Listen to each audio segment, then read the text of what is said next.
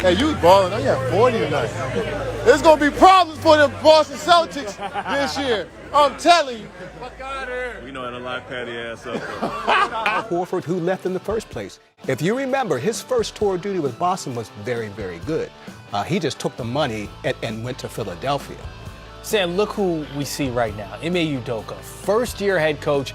And remember where this team was on January 6th.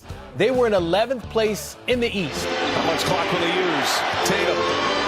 He'll step back, two is on its way, and it's good. Jason Tatum finds Barrett. Get a shot up. This is for the win. Oh, it's good! Off the window! R.J. Barrett. Now they're representing the East in the NBA Finals.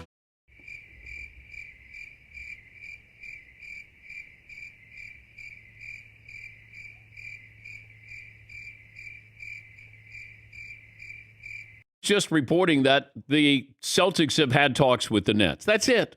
I'm sure the Suns did. I'm sure the Raptors have. I'm sure that the Miami Heat have. But you have details here.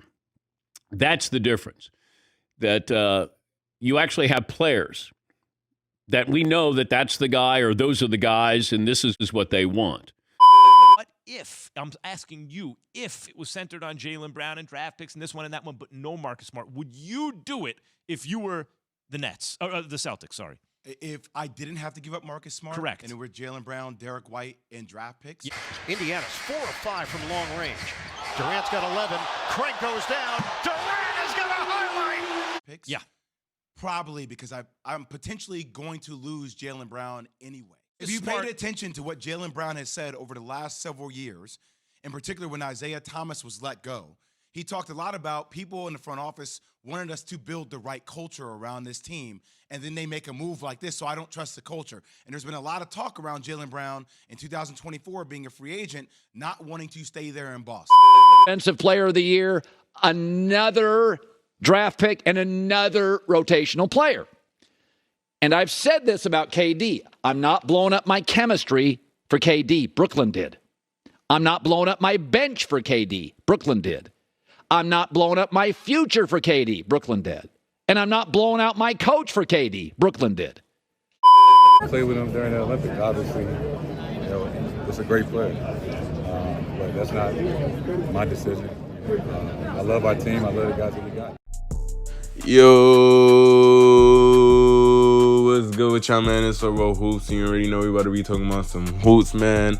Welcome to the channel. If you're new, if you're not new, welcome back. You feel what I'm saying? We got the recent trade current events. The Celtics is among the teams that want to go after Durant. I felt like it was a fair trade on both sides for what the Celtics had offered. They offered Jaylen Brown, Derek White, and a first-round unprotected pick, I believe. But then it turns out in reports is that Brooklyn basically asked for another pick or two or something, and also for Marcus Smart in the deal and Grant Williams. To our knowledge, that second trade that the Nets wanted was something that Boston denied. But now we ask ourselves, is it worth it? After a finals run last year going against the Golden State Warriors and losing in 6 games in the NBA Finals, and also storming back into last year's regular season, making themselves the 2nd seed of the Eastern Conference. Your team chemistry is at an all-time high, and you found yourself the offensive and defensive key in which to use this team to have greater success in not only the regular season and the playoffs. Is this now something that we should put to risk? This isn't a testament to anything Durant is as a player. He is still arguably the best player in the NBA. But let's be real. Despite how phenomenal Durant is as a player, it isn't even a guarantee that if Boston was to get him, that they would just become instant championship contenders. One of the factors that contributed to the Celtics being so successful in the playoffs was their depth. When Tatum or Brown didn't have a great game, they still could rely on their role players such as Grant Williams, Peyton Pritchard, or even Marcus Smart, Al Horford to contribute to some momentum on the offensive or defensive end. And maybe it's just the Nets trying to get some get back on the Boston Celtics for pulling off one of the biggest finesses in history in terms of the KG trade and how that just ended up turning into Tatum and Brown and the success Boston has today. So maybe they're like, you know what? fuck Boston. Let me grab some of your depth. Let me get your second best player. And this time I'm getting 3 or 4 picks out of the deal. You're not getting us this time. It's a dub. Now, even though Durant is the best player in the deal, and Boston in the receiving Durant would have a very top-heavy roster with Jason Tatum and Durant being 2 of the 15 best players in the world right now, joining together on the same roster, and you would assume Horford would still be there, still have Peyton Pritchard, they still have Malcolm Brogdon and Danilo Gallinari, who they acquired over the offseason. This is also alongside the 24-year-old defensive star they're grooming in Boston, Robert Williams, who not only adds a lot of versatility to Boston's defense, but is also becoming one of the better offensive rebounders in today's league. Very good at setting screens, finishing around the basket efficiently with his athleticism, and being a great lob target. I would even add that Robert Williams is becoming more of an underrated passer at his position, becoming more comfortable creating more plays after setting a screen or making solid reads and handoff actions. No matter how you want to spin it, and regardless of whether the two teams make the trade or not, definitely would give you a run for your money in the playoffs. Though Durant is still in his prime, just coming off a season where he averaged 30 points on damn near 50, 40, 90 splits, we do know that at this point in his career, he has dealt with a significant amount of lower body injuries. Previous season only playing 55 games, and the season prior only playing 35 games. And now, mind you, he's only getting older. And I don't think many NBA fans is really questioning whether these two can play together, as Durant's play style can really mesh and be compatible with any star in the NBA, to be honest, and especially with both of them making improvements in their playmaking. But with that being said, with Tatum aging and more entering closer to his prime and Durant falling more towards the tail end of his prime, it will be almost as if he's passing the torch to Tatum, especially with him having 3 or 4 more years on his contract. And by the time he's 36, 37, he'll have less of an offensive load. Really, the luck and the concern that lies in this trade is, number one, how much depth Boston is giving up for a Kevin Durant who is aging.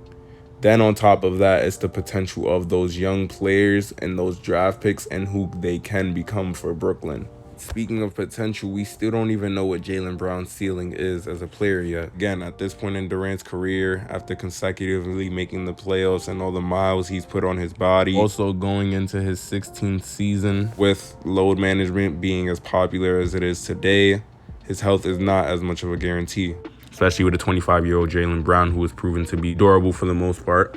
If we're talking about Brooklyn accepting the first trade, right, they'd be receiving a solid rotational piece in Derek White, who could serve as a two-way player for them, being able to help them with their defense on the perimeter and occasionally create shots for others.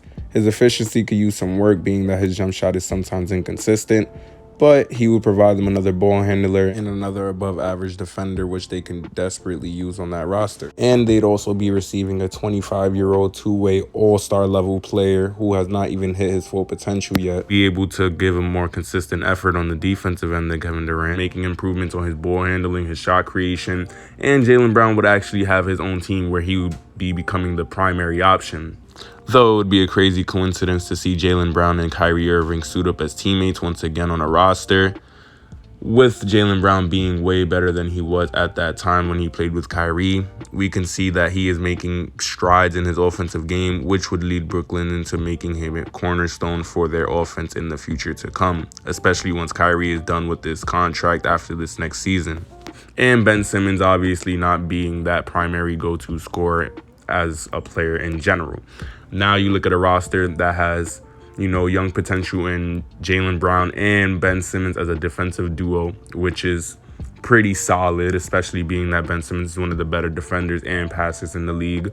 And with Ben Simmons coming back from this supposed back injury, depending on how he recovers and, whether he's the same Ben Simmons, this duo could potentially be one of the better defensive duos in the league. And not only that, being one of the taller backcourts we've probably ever witnessed. In terms of the floor spacing they would still have available on the roster, they'd still have Patty Mills and Joe Harris returning next season. Then over the offseason, they managed to acquire TJ Warren, who's also coming back from injury, and also picking up 3-and-D player Royce O'Neal, who will be able to provide them some toughness on the defensive end and just came off of his most efficient shooting season of his career. They also have another young prospect in Cam Thomas that I like, who is only 20 years old and has hella potential in his offensive game. People often criticize him on his IQ of the game because he doesn't look to create for others at times, because he is very hyper-focused on creating a shot for himself.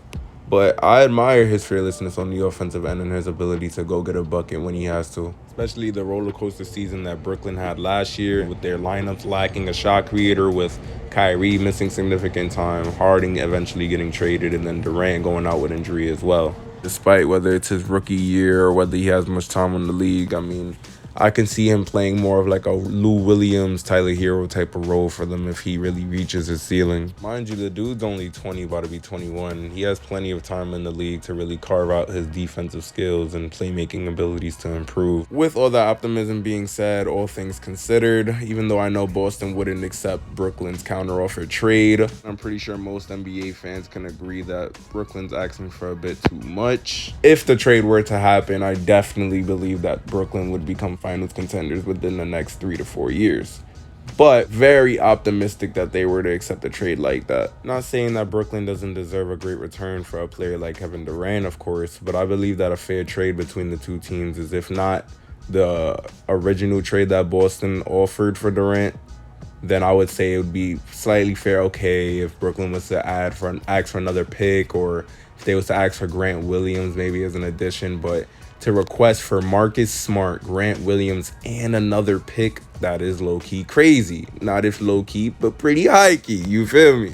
If they were to accept Boston's original offer now, on the other hand, and let's just say Brooklyn was just getting Derek White and Jaylen Brown, a pick, I could still see that Brooklyn team being at least like a playoff team, but I don't think that they would be no high tier or Eastern Conference team that we would be worrying about like Milwaukee or Philadelphia or Miami, you feel me? That Jaylen Brown and Ben Simmons would make for a great defensive duo, but as a team, I still feel that they would be lacking rebounding and consistent rim protection out of the big man position.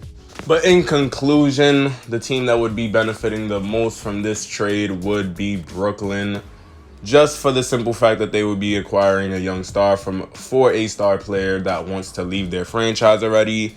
They'll go into the next season with better energy and some future to look forward towards. Of course, in terms of who's receiving the most talent in the deal, we'd have to say it's Boston. Of course, we're talking about the original offer too at that.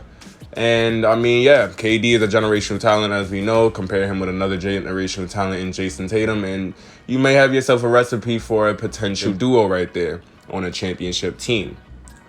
But again, Boston would be sacrificing getting rid of their depth, sacrificing the team chemistry that Boston has established throughout the years. And on top of that, they will be sabotaging their future and future draft round picks. Again, I don't think Boston should risk it all in either side of the deal. They made the finals without KD. I believe they can make it again.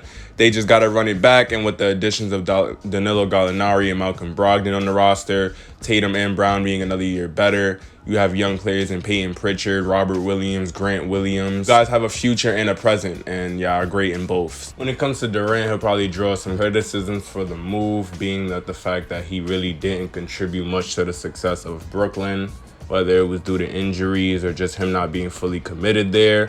But at the end of the day, he's a respected champion. We can go back and forth all day about the validity of his titles with Golden State and such. And even this being another team that he's joining the following season after losing in the postseason.